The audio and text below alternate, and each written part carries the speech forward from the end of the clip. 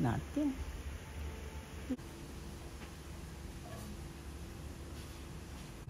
Alisin ko lang po ito.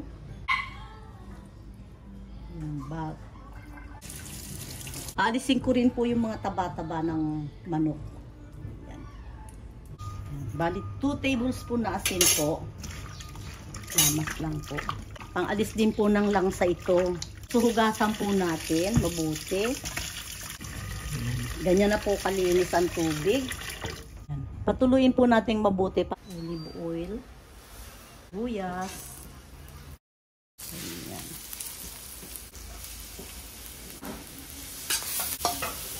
Yung luya. Matis. Ayan. Ayan lang po. Sunod ko na po itong chicken. Ayan po natin. Ayan po na patis.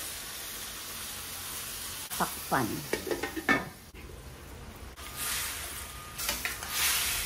Lagay pa ako ng chicken bouillon.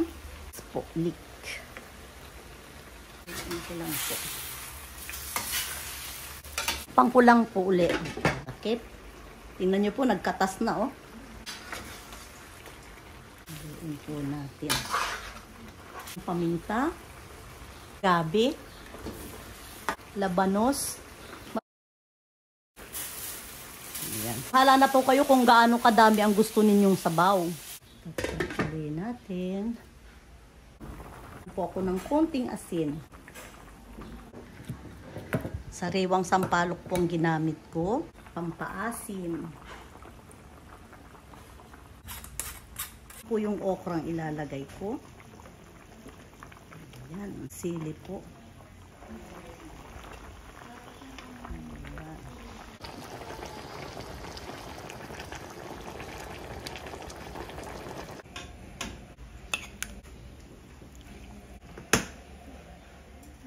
Ang sarap.